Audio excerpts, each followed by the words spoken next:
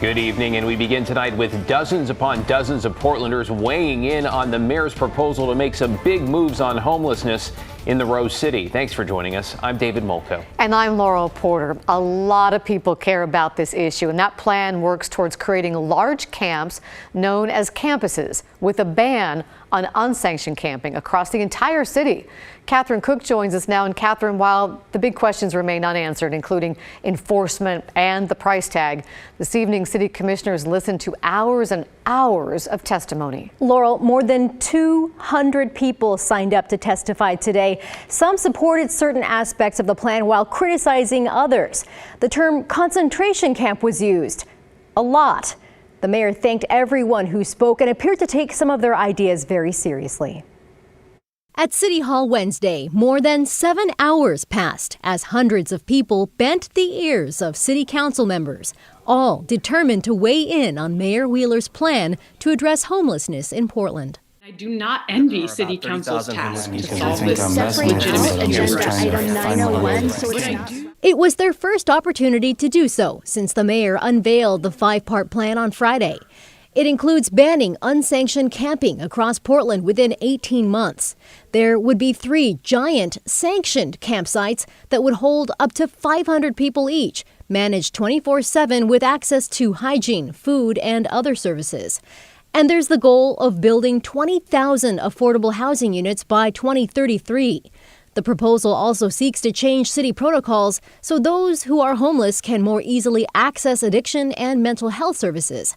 And finally, the plan proposes partnering with the DA's office to help people cited for low-level offenses get into diversion programs. I don't believe homeless apartheid will solve or improve the houselessness crisis in Portland. Critics were most concerned with the idea of building the large sanctioned campsites. Y'all have to know what a colossally bad idea it is to put 500 people, most of whom, like strangers, most of whom who have substance abuse or past trauma issues, to cram them into the same spot. Seriously. Peter is homeless.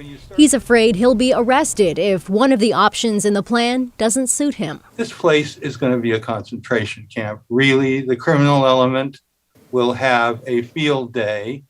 Hygiene will be a terrible problem. Some who testified think those problems already exist on city sidewalks. My industry is in turmoil. Alex Dawes is general manager of Embassy Suites. He says there must be changes and supports this plan. This is what it comes down to for our industry to survive. Visitors to downtown want to feel safe and comfortable as they enjoy our city. Some who testified said continuing to do nothing would be the worst option of all. Just because you've gone down a wrong road for miles doesn't mean you keep going.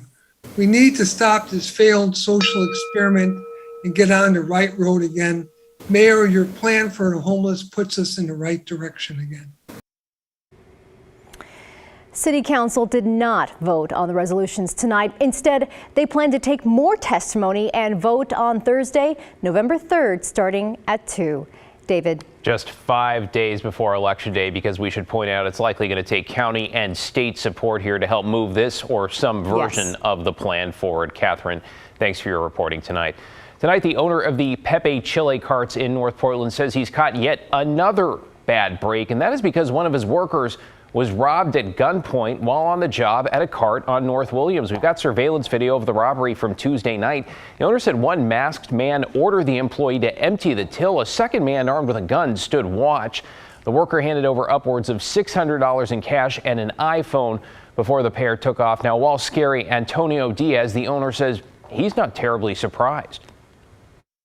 That's life, no? I mean, everything, every day, everywhere it happens, so it's just us, so, but we need to continue. That's life. Well, it shouldn't be, and we'll tell you why. The robbery follows a fire that followed a break-in at their second location just a few blocks away. Diaz is not optimistic the police will track down the suspects, but they are hoping somebody who recognizes the people in this video will call Portland police. In Vancouver today, a group of people rallied outside the Clark County Courthouse. They protested the upcoming resentencing of a man who murdered a teenage girl. Roy Russell was supposed to spend the rest of his life in prison, but because of a change in Washington law, he could be released in a few years. Roy Russell strangled 14-year-old Chelsea Harrison in his Vancouver apartment in 2005. He got life in prison under the state's 3 strikes law, which mandates a life sentence after 3 violent felonies. But in 2019, state lawmakers removed second-degree robbery as a strike for future offenders. That was a charge on Russell's record. Then last year, lawmakers made that change retroactive, allowing as many as 114 criminals to be resentenced, and that includes Russell. The prosecutor who worked on Russell's murder trial is just as outraged as Harrison's family. And at least make exemptions for the 100 or so cases of violent, persistent offenders who are being given a second shot, a second crack. They were sentenced to life legally and lawfully, and now you invalidate one of their strikes. This is actually Russell's second time evading a life sentence. He escaped an original lifetime sentence on a technicality in 2001 and was released from prison. Listen to this. That was just before meeting Harrison. Russell will be resentenced in a few weeks on November 18th. He could be released anywhere between 4 and 14 years from now with credit for time served. Prosecutors say they will pursue the maximum sentence. Well, it is one of the most closely watched congressional races in the country. Tonight, we have an update on that saga surrounding Republican Joe Kent and who he works for. Now, as we reported last night at 11, the congressional candidate says the confusion comes down to a clerical error by his campaign. His words there. Pat Doris got a chance to talk to Kent tonight on The Story. Kent is a retired Green Beret, and the sometimes shadowy world of Special Forces military have some doubting his explanation of who he's employed by. Kent said many times the company's name is American Enterprise Solutions, and has also been quoted saying the company is registered in Delaware and headquartered in Virginia. But the Daily Beast website dug into that and discovered there's no such company with that name in Virginia. KGW also ran a check of 3 different databases and found no record of that company. Now his campaign says when Kent began working for the company in 2019, it was indeed called American Enterprise Solutions, but it has since changed its name to Advanced Enterprise Solutions. The company sent us his W-2 statements from the year 2020 and for the year 2021. Each shows the employer name is Advanced Enterprise Solutions. Today, Kent said his earlier use of the wrong company name was an error that has been corrected. I work for Advanced Enterprise Solutions. It formerly had the name of American Enterprise Solutions, so there was some confusion on the name. I went ahead and updated the financial disclosure yesterday, so it's all been corrected. How did you get it wrong for, was it a year and a half or multiple times anyway?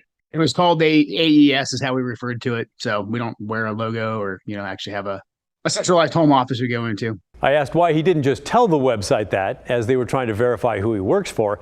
His first answer was a pivot to concerns that he hears from voters, which he said do not include the name of his employer. But eventually, he got around to the answer. We were asked real briefly, I think in an email by the Daily Beast, but I'm not sitting around checking my email constantly. I'm running a campaign and I'm out listening to constituents and talking with people about the real problems affecting their life, not the latest hit piece coming from Daily Beast. Kent told Oregon Public Broadcasting he is a project manager and the company he works for studies telecommunication infrastructure internationally. OPB also reports that Kent's former campaign manager, who was fired last December, called Kent's employment a phantom job. Byron Sanford is quoted as saying, "That money is coming from somewhere. It's coming from this company that he doesn't even work for." Kent told me he fired Sanford for lying and that he should not be used as a source for news stories. Our thanks to Pat for that. Guess what? There is much more to come. Kent and his Democratic opponent Marie Gluesenkamp-Perez have agreed to appear on Straight Talk this week, so you can catch that Friday at 7 with Laurel, of course, only here on KGW.